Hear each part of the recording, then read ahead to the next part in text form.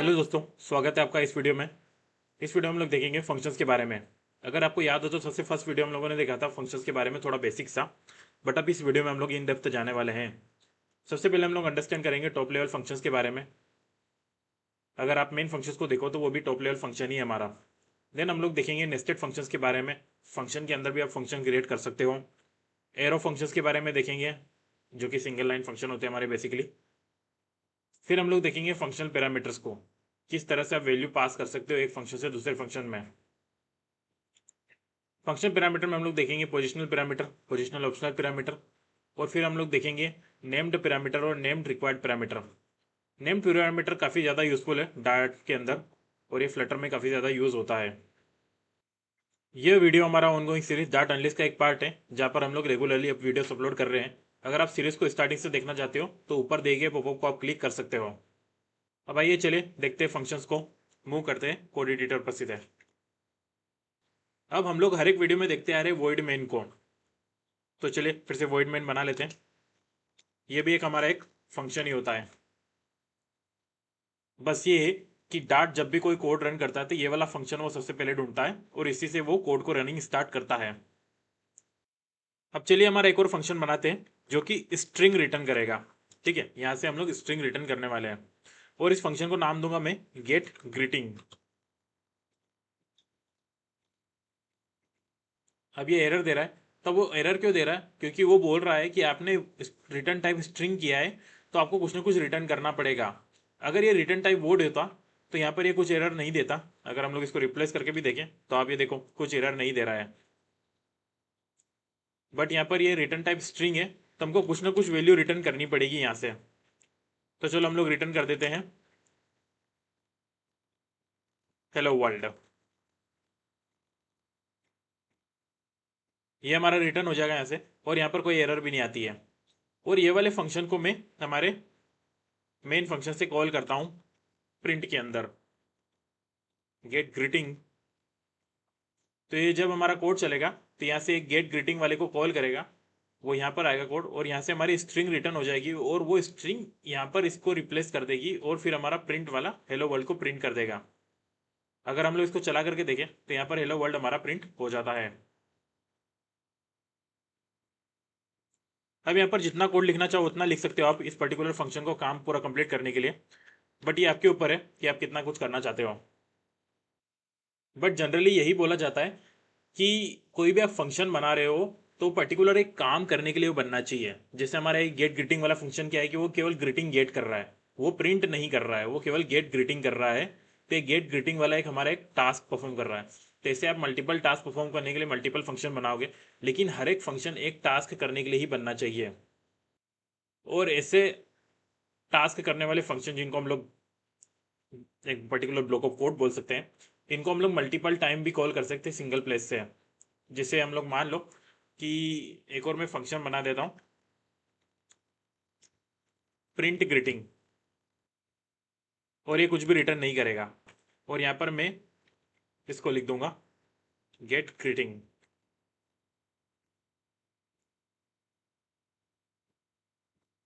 और अब मैं यहाँ से प्रिंट ग्रीटिंग वाले को कॉल कर सकता हूँ।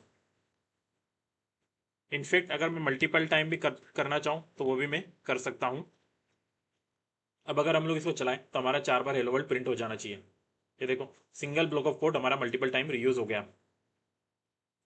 तो फंक्शन का ये यूज़ होता है कि अगर आपको किसी पर्टिकुलर ब्लॉक ऑफ कोड को मल्टीपल जगह रीयूज़ करना है तो उसके लिए आप यूज़ कर सकते हो, या फिर आप पर्टिकुलर टास्क एक अलग आइसोलेट करना चाहते हो अपने पर्टिकुलर फंक्शन से तो उसको भी कर सकते हो। इनफैक्ट डार्ट लाइब्रेरी के अंदर ये प्रिंट भी अपने आप में एक फंक्शन है जिसका काम है कंसोल पर प्रिंट करना। और एक और चीज़ हमको ये ध्यान रखने की ज़रूरत है कि अगर कुछ वेरिएबल मैंने यहाँ पर बनाया तो वो केवल इसी पर्टिकुलर करली ब्रेस के अंदर अवेलेबल रहने वाला है। अगर मैं सोचूं कि वो उस वेरिएबल को मैं यहाँ पर यूज़ कर लूँ तो वो यूज़ नहीं हो पाएगा, और हमको कंपाइलर एरर देने लग जाएगा कि कैन नॉट फाइंड वेरिएबल। अगर हम लोग देखें यहाँ पर तो ये वही बोल रहा अनडिफाइंड नेम एक्स, उसको ने एक्स मिल नहीं रहा कि वो क्या है, वो पता नहीं लगा पा रहा कि वो एक्स चीज है क्या। तो जो भी आप वेरिएबल बनाओ वो पर्टिकुलर उस करली ब्रेस के स्कोप के अंदर ही अवेलेबल रहता है। जैसे हम लोगों ने इंट एक्स बनाया तो ये पर्टिकुलर इस ब्लॉक के अंदर अवेलेबल रहने वाला है। अगर मैं कुछ वेरिएबल इस ब्लॉक के अंदर बनाता हूँ तो वो इस ब्लॉक के अंदर ही अवेलेबल रहने वाला है। अब एक और चीज ध्यान रखने की जरूरत है, अगर हम लोग इसको प्रिंट ग्रीटिंग को ओवर करें तो यहाँ पर इसका रिटर्न टाइप देखो डायनामिक है। तो अगर हम लोग कुछ रिटर्न टाइप नहीं देते तो डार्ट उसको ऑटोमेटिकली डायनामिक कंसीडर कर लेता है कि ये कुछ भी रिटर्न कर सकता है। अब देखते हैं हम लोग नेस्टेड फंक्शंस के बारे में। तो मैं यहाँ पर एक नेस्टेड फंक्शन बनाता हूँ हमारे मेन फंक्शन के अंदर ही। इसको नाम दूंगा मैं गेट एक्स, और यहाँ से मैं रिटर्न कर दूंगा एक्स की वैल्यू जो कि है 5। अब यहाँ पर मैंने कुछ इसको रिटर्न टाइप नहीं दिया है तो इनडायरेक्टली ये डायनामिक रिटर्न टाइप ले लेगा। तो यहाँ से मैं कुछ भी रिटर्न कर सकता हूँ, रिटर्न 5 कर सकता हूँ, 5.0 कर सकता हूँ, कुछ स्ट्रिंग रिटर्न कर सकता हूँ। बट अभी फिलहाल हमारा रिक्वायरमेंट है कि मुझे चाहिए एक्स की वैल्यू, तो यहाँ पर मैं रिटर्न टाइप भी इंट दे देता हूँ। अब अगर आप सोचो कि यहाँ ऊपर से आप नीचे वाले को कॉल कर दो तो वो नहीं चलने वाला है। ट्राई कर लेते हैं, गेट एक्स, उसको नहीं मिला, तो ये हमको नीचे ही कॉल करना पड़ेगा। किसी भी नेस्टेड फंक्शन को आप सोचो कि ऊपर यूज कर लो और नीचे डिक्लेयर करो तो वो नहीं पॉसिबल है, पहले वो डिक्लेयर होना चाहिए और उसके नीचे ही आप उसको यूज कर पाओगे। हाँ, एक और चीज यहाँ पर ये हो सकती है कि मान लो मेरा भाई कोई वेरिएबल है और एक्स मुझे केवल भाई का 2 टाइम ही रिटर्न करना है, तो वाई इंटू 2 कर सकता हूँ मैं, क्योंकि ये वह भाई वाला वेरिएबल इस पर्टिकुलर स्कोप के अंदर अवेलेबल है और गेटेक्स फंक्शन भी हमारा इसी के अंदर है, तो मैं इसको यूज कर सकता हूँ। बट अगर मैं कुछ यहाँ पर ये बनाऊँ वेरिएबल और मैं मान लो मल्टीप्लायर को मैं यहाँ पर यूज कर लेता हूँ, तो ये मल्टीप्लायर वाला वेरिएबल मेरे पास बाहर अवेलेबल होने वाला नहीं है। यहाँ पर ये एरर दे रहा है मुझे कि ये अवेलेबल नहीं है। अब थर्ड है हमारा एरो फंक्शन। तब आप देखो ये गेट ग्रीटिंग वाला एक सिंगल लाइन वाला फंक्शन है। तो अगर आपको एक फंक्शन है जो कि सिंगल लाइन वाला फंक्शन है तो आप उसको एरो फंक्शन में कन्वर्ट कर सकते हो। इसको लेमड़ा फंक्शन भी बोला जाता है।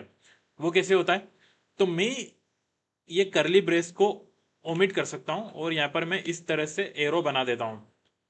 नीचे वाला भी हटा देते हैं हम लोग और साथ में रिटर्न भी हटा देता हूँ मैं। अब ये सिंगल लाइन में हो गया एकदम एरो फंक्शन की तरह। इसमें क्या कर रहा है, ये एक single line of statement execute कर रहा है जिसमें वो हेलो वर्ल्ड हमारा रिटर्न हो रहा है यहाँ से। वैसे ही मैं प्रिंट ग्रीटिंग को भी लेमड़ा फंक्शन में कन्वर्ट कर सकता हूँ, एरो फंक्शन में कन्वर्ट कर सकता हूँ। पहले तो हम लोग इसको वर्ड दे देते हैं और हम लोग इसको भी एरो फंक्शन में कन्वर्ट कर देते हैं।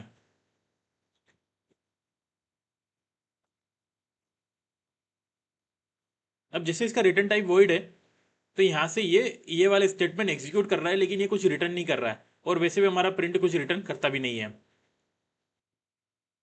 बट आपको यह ध्यान देने की जरूरत है कि जो भी एक्सप्रेशन आप लिखो वो यहाँ पर टाइप मैच करना चाहिए। जैसे मान लो मैंने यहाँ पर 2 लिख दिया, तब ये 2 है और वहां पर रिटर्न टाइप एक्सपेक्टेड इंट, तो यहाँ पर एरर देता था कि उसको स्ट्रिंग चाहिए इंट नहीं।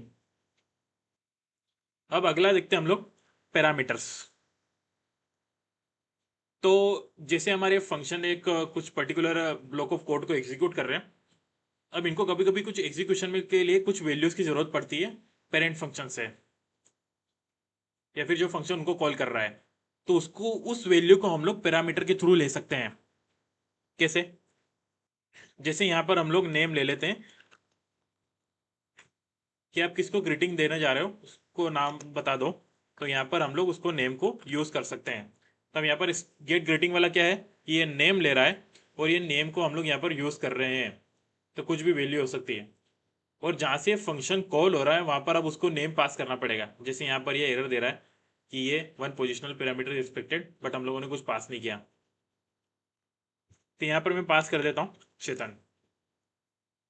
तभी क्या होगा, ये जब रन होगा तो यहाँ पर ये हमारा रिटर्न कर देगा हेलो वर्ल्ड और फिर मेरा नेम जो कि चेतन है, और यहाँ पर गेट ग्रीटिंग क्या कर देगा, हेलो वर्ल्ड चेतन को प्रिंट कर देगा।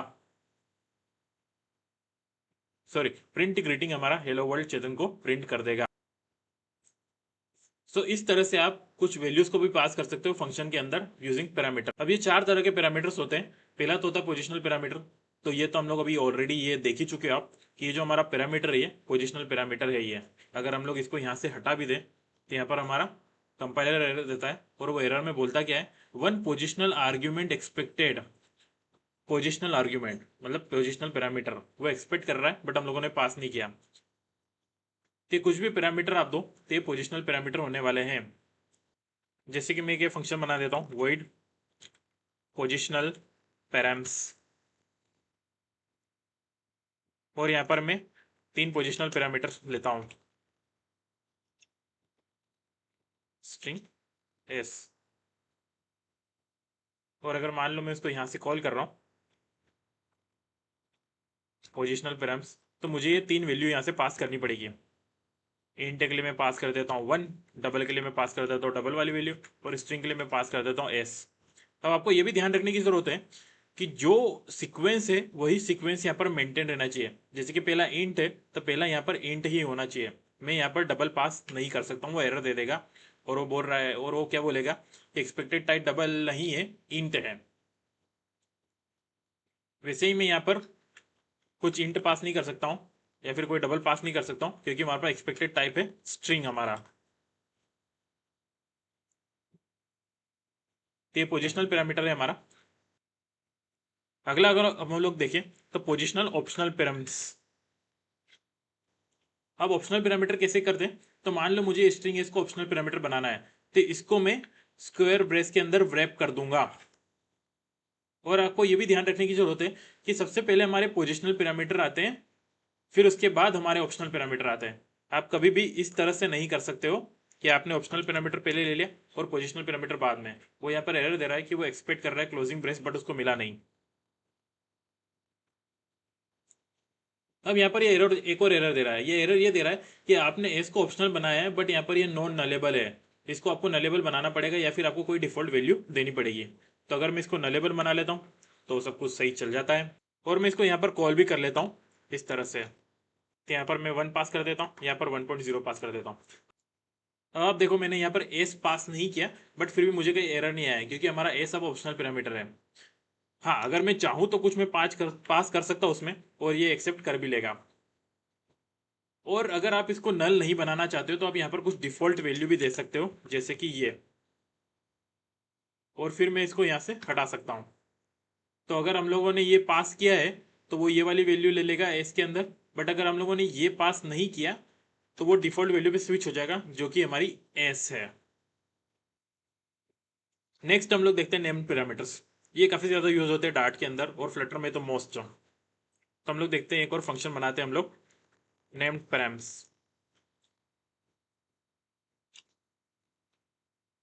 अब इस फंक्शन के अंदर हम लोग नेम्ड पैरामीटर्स लेने वाले हैं।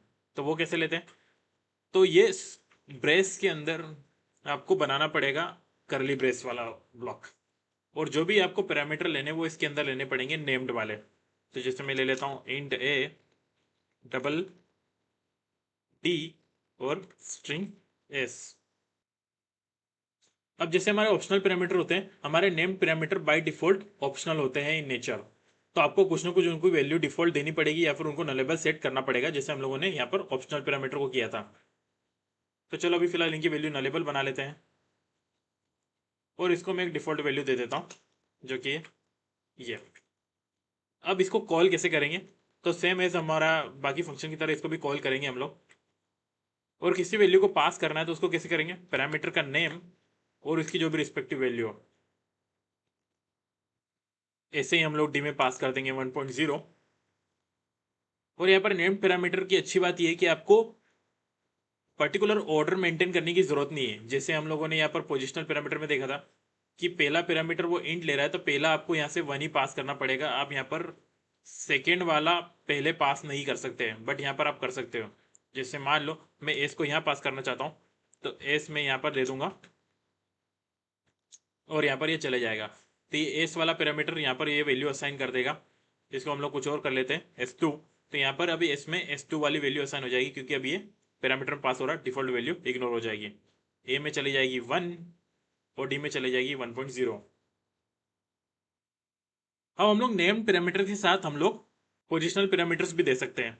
कैसे, तो मैं ये दे देता हूँ एक एम पोजिशनल पैरामीटर। अब यहाँ पर मुझे एरर आने लग गया, क्या एरर बोल रहा है, 1 पोजिशनल पैरामीटर एक्सपेक्टेड। तो यहाँ पर पहले मेरे को पोजिशनल पैरामीटर वाला पास करना पड़ेगा, फिर उसके बाद मैं नेम पैरामीटर पास कर सकता हूँ। जैसे हमारा ऑप्शनल पैरामीटर हमेशा पोजिशनल पैरामीटर के बाद होता है, वैसे हमारे नेम पैरामीटर भी पोजिशनल पैरामीटर देने के बाद में आप डिफाइन कर सकते हो। एक और चीज़ आपको ये ध्यान रखने की ज़रूरत है कि आप सोचो कि पोजिशनल, ऑप्शनल और नेम पैरामीटर आप साथ में दे दो, तो वो पॉसिबल नहीं है। एट ए टाइम सिंगल ही पॉसिबल है, या तो आप नेम पैरामीटर दे दो या फिर आप पोजिशनल ऑप्शनल पैरामीटर दे दो। अब एक और हम लोग लास्ट देख लेते हैं, नेम्ड रिक्वायर्ड पैरामीटर्स।